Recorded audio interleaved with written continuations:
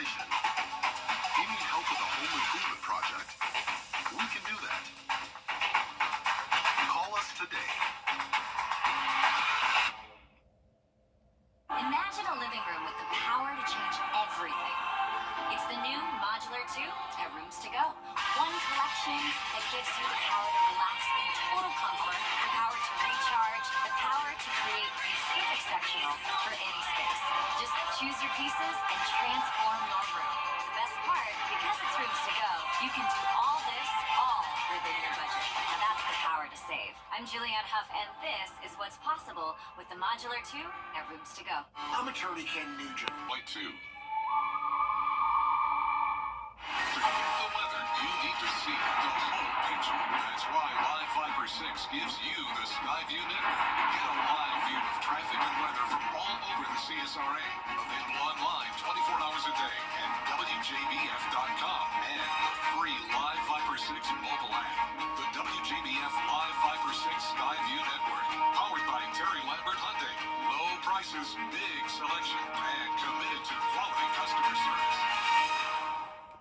The Live Fiber 6 Skyview network, sponsored by Terry Lambert Hyundai.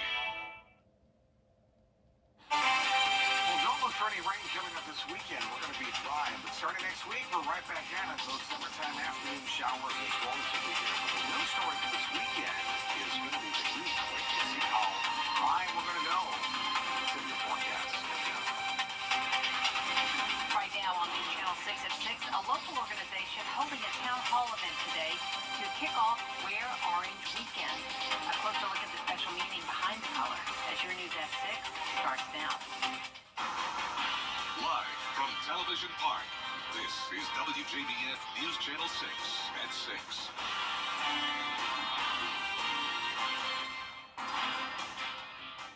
Good evening, everyone. I'm Jenny Montgomery. Thank you for joining us.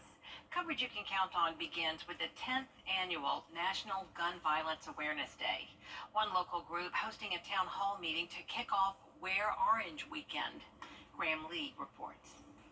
The Bridge program in Burke County is all about building responsible individuals while also developing great examples. The group joined law enforcement and local leaders to address the growing issue of youth gun violence. We can make the difference. We can be the difference. Are you with it? They want people to wear orange to honor those who lost their lives to gun violence.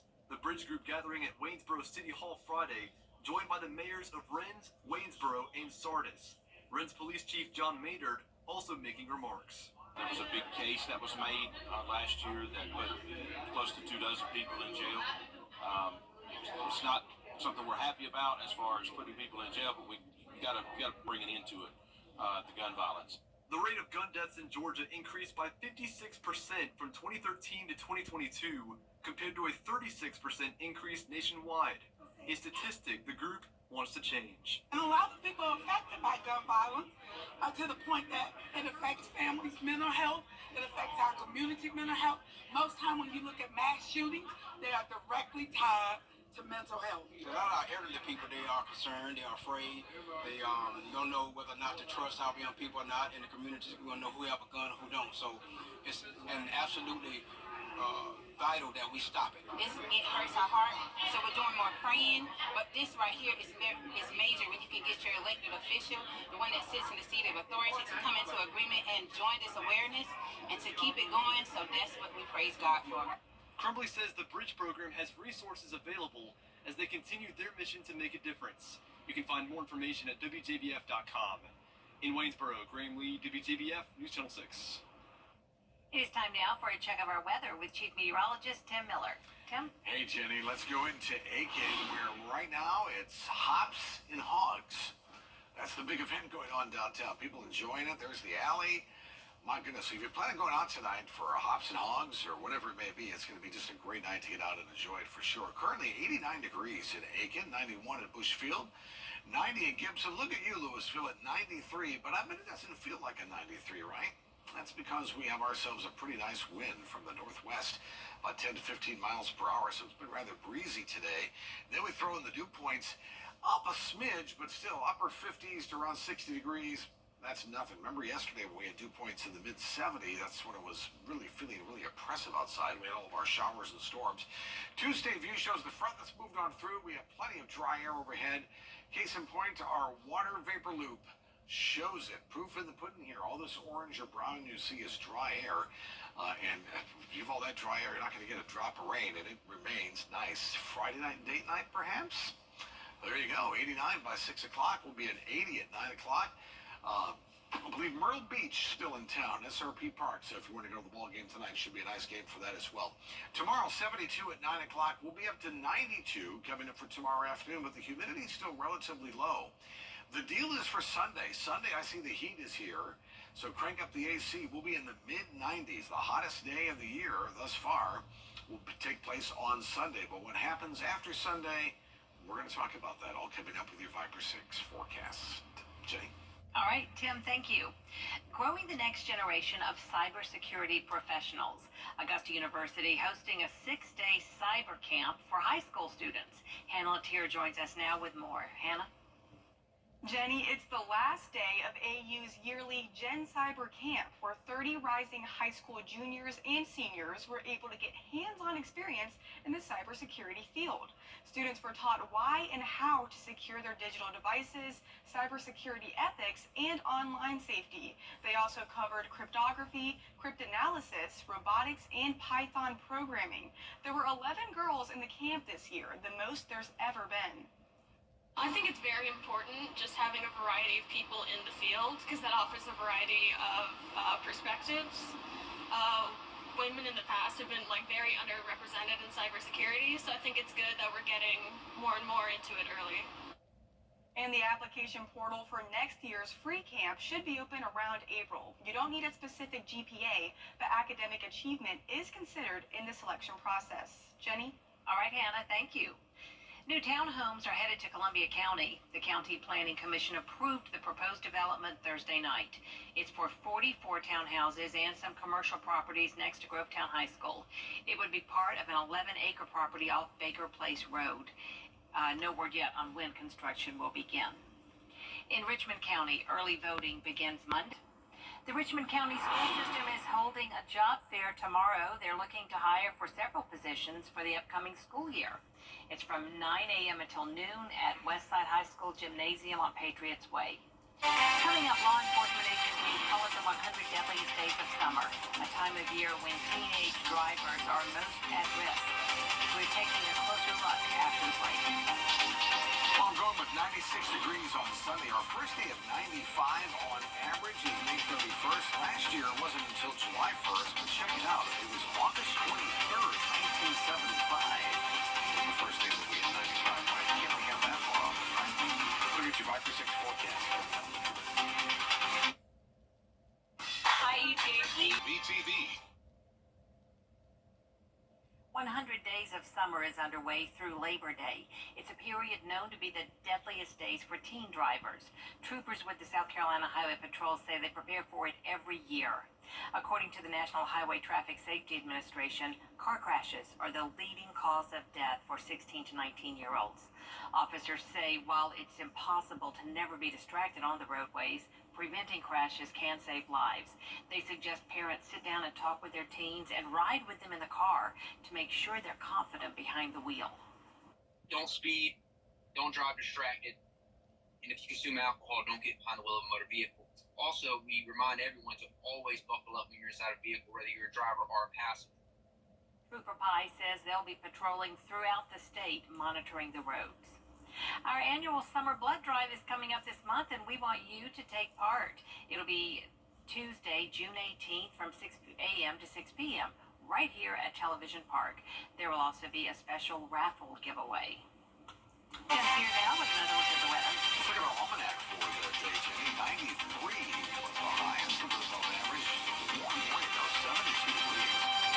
It's going to continue to get even warmer. In fact, darn right hot for this weekend. Your Viper 6 forecast is next. Meet the best. Now,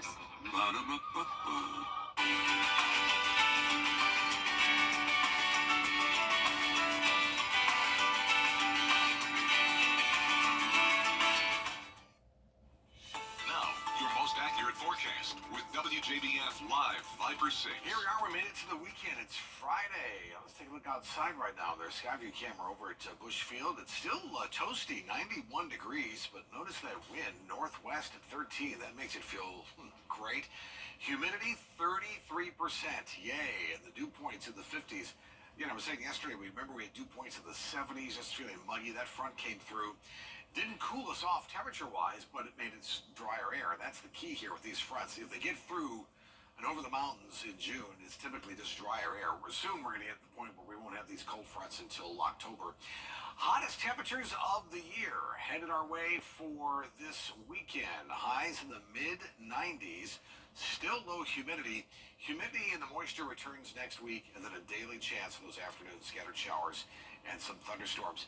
It's all relatively quiet, frankly, right at the moment. High pressure dominating the forecast. I will tell you, once we get into the end of next week, we're going to have to watch the Gulf of Mexico. That just came to mind. I just wanted to mention that because I think there could be some stuff brewing. We're talking a week away, but something we'll keep an eye on. As you know, that's what we're all about here. In the meantime, the fronts pretty much moved off towards the east. No worries there. 11 o'clock tonight, everything's quiet. That'll take us into tomorrow morning, where everything still remains quiet, thanks to this high pressure that sort of meanders towards the south. For us, just a few high clouds. Notice, though, by Sunday, this particular model wants to bring this front all the way in and fire off some showers and storms. I'm not 100% buying into that. We have so much dry air overhead. That front would have to overcome all that dry air, and I just don't think it has enough zest to do that, especially this time of year. The next weather maker, though, will be these little systems that will come our way, little disturbances, along with the heating of the day, to fire off these afternoon showers and storms. And that'll start Monday, and that'll carry us all the way through the rest of the 10-day with those daily chances of storms. So tomorrow we're fine, and really Sunday we're fine. I mean, frankly, this is a Futurecast. This is 2 o'clock afternoon on Sunday, peppered about with these showers and storms.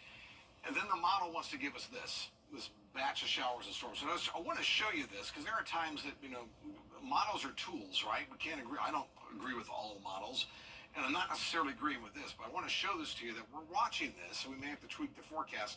It would just produce some scattered showers and some thunderstorms for Sunday night. In the meantime, I'm going to keep it dry through the weekend, certainly raise those rain chances Monday, Tuesday, Wednesday, as I think that's legit. 96 on Sunday. That'll be hot.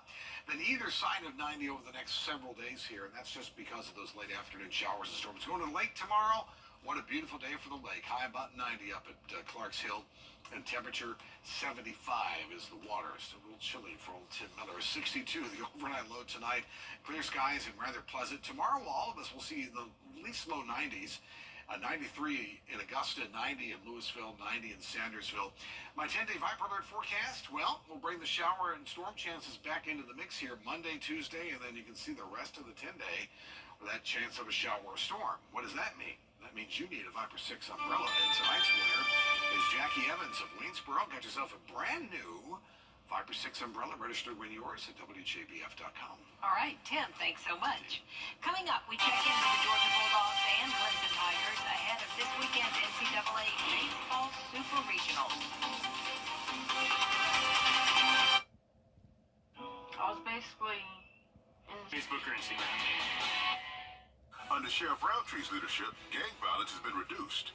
My major objective has always been to reduce crime and to protect our citizens.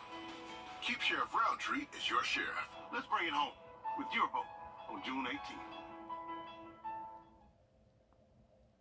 It's been hot and humid, which makes it a perfect time for sitting, the long-established, time-honored tradition of taking a load off your feet and just watching the world go by from your front porch. George Escala met some of the pros of sitting in this classic out there somewhere.